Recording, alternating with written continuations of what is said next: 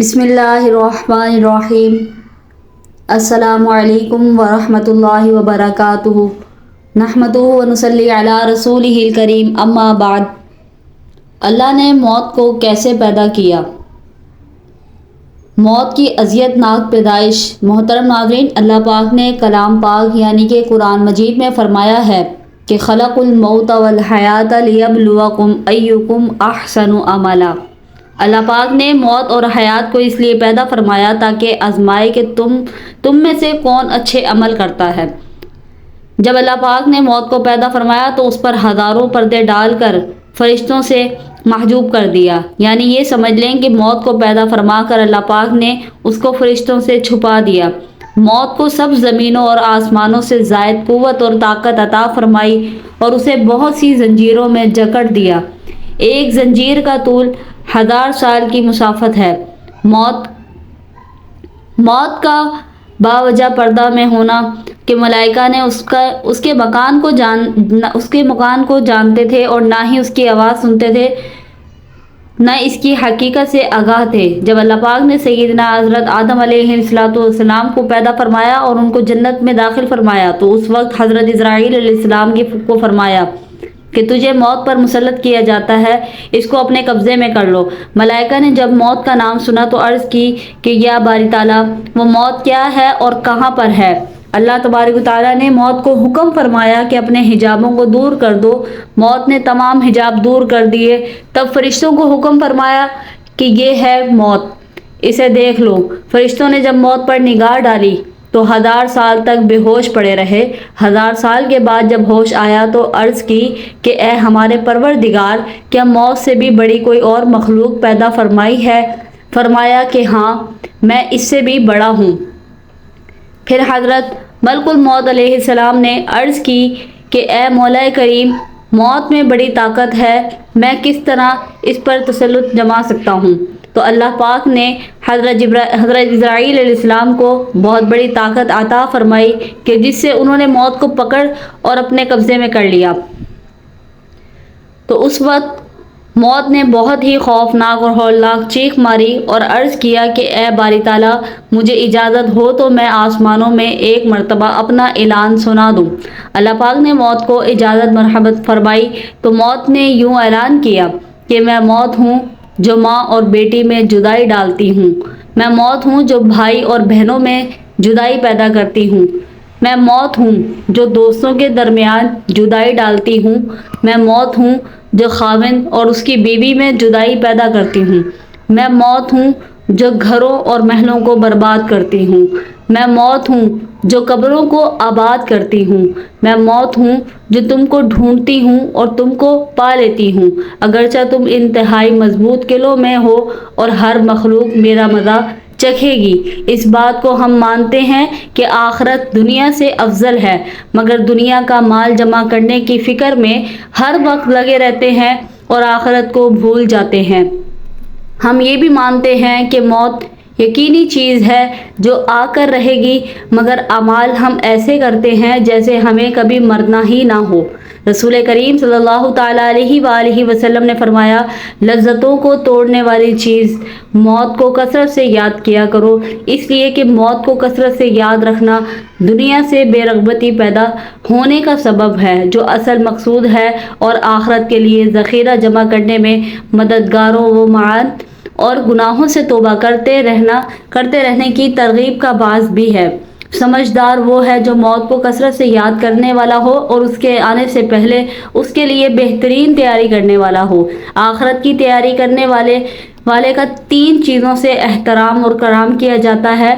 Number 1، اسے توبہ جلدی نصیب ہوتی ہے اور وہ موت کو یاد کرتے ہوئے تقویٰ کے قریب ہو جاتا ہے۔ نمبر 2، اسے قناعت کی دولت ملتی ہے اور تھوڑے مال پر قناعت میسر ہوتی ہے۔ نمبر 3، اسے عبادت میں خوشی اور دل کا اطمینان نصیب ہوتا ہے۔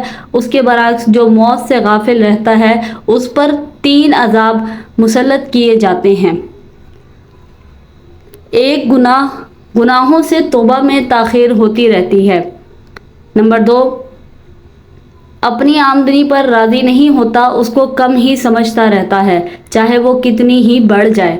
نمبر 3، عبادات میں سستی پیدا ہوتی ہے۔ ایسے لوگوں کے لیے اللہ تعالیٰ نے سورہ الجمعہ کی آیت نمبر 8 میں ارشاد فرمایا ہے، اے میرے نبی کہہ دیجئے بے شک موت جس سے تم فرار ہوتے ہو تو وہ یقیناً تمہیں ملنے والی ہے۔ موت ہر شخص کو پیش آنے والی ہے، اس کے وقت کے بارے میں ہمیں کچھ معلوم نہیں۔ قبر کے کیڑوں کا ہمیں ساتھی بننا ہے، منکر نکیر سے سابقہ پڑھنا ہے، قیامت کا سخت منظر دیکھنا ہے، پھر یہ بھی معلوم نہیں کہ ٹھکانہ جنت ہے یا جہنم۔